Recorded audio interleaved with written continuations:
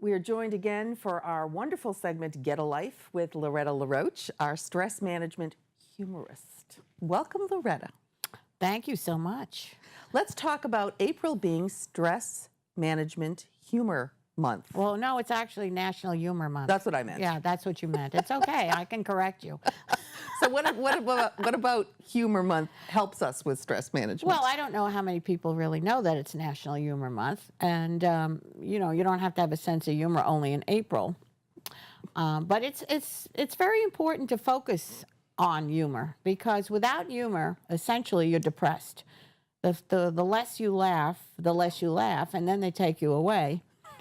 And you make baskets and get on drug therapy and get counseling, but it's true. You have to really monitor the fact that you may not be laughing enough.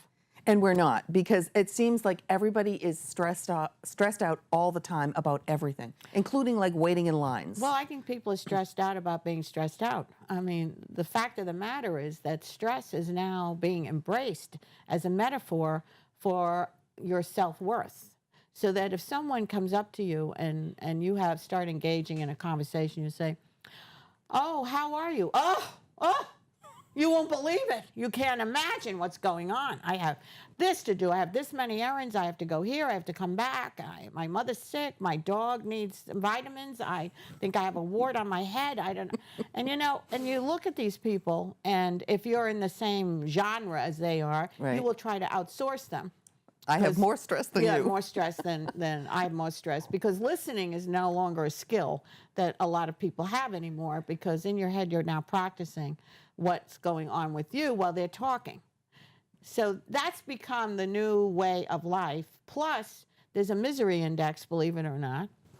And they're Who created the finding misery out, index? who the heck knows? Some statistician that has nothing better to do. And what is the misery index rate? Well, it gauges the amount of misery that people are feeling, and in this country, it's rising. Mm-hmm. So we're laughing less and less, mm-hmm, because we're feeling more and more miserable. And part of that is because we're fragmenting our connections to each other, which allowed us really to have more humor. I mean, as an example, I can tell you about my Italian origins growing up in Brooklyn. Yeah. There was a lot of characters that stopped by the house. And, you know, they had all these foibles, and you discussed them after they left or before they came. Right. And now, I mean, who comes to the door? Nobody. Yeah, nobody anymore. If you see somebody coming to the door now, you hide. Well, maybe the FedEx guys bring you something, but that's about it. Especially if they have their shorts on. Yeah. I mean, that's cool.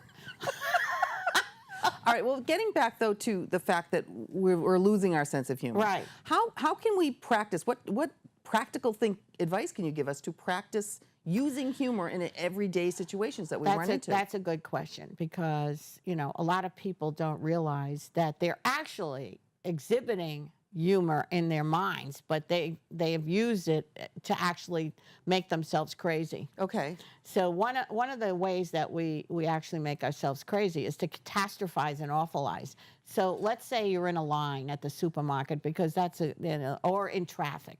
Or at the bank. So most people start railing against the situation they're in. Oh my God, look at all this traffic. Can you believe this? I can't believe. And I don't know why they can't believe it, because they see the cars. Right. And my ex-husband used to say, "Where did all these cars come from?" And I say, "It's a road. I think that's why there's cars." Well, they're there, right. And so if you're in a line, you might do the same thing. Every time I come here, you know, there's always people.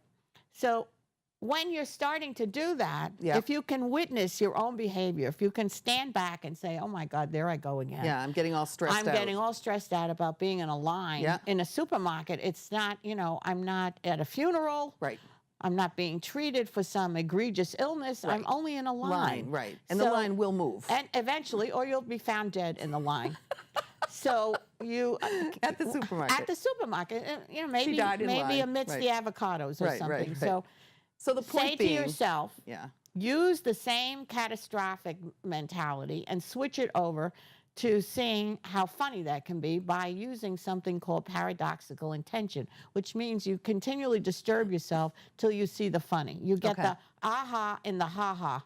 Okay. So you say to yourself, I guess I'm going to be in this line for a very long time. Right. Probably overnight. I better find a place to sleep. So it's all in your perspective. So your perspective is try to look at everything that's going to happen to you and find the humor in it. If Otherwise, it's going to possible, drive you crazy. If possible. I Okay. mean, there are situations that doesn't happen. Sometimes it happens in retrospect. Yep. Right. You could look back on it and say, I should have handled that differently. But if there are things that are happening that are more mundane, you know, find a way to get through, because stress, you can't adapt and adapt and adapt and Right. adapt, because eventually It's going to get you. it'll hamper your immune system, Yep. your ability to think Yep. properly. Right. So, you know, So we'll take this away. We will smile and we will laugh more. find the because we have bless in to. the mess, folks. We will find the blessed in the mess. Okay. Thank you, Loretta.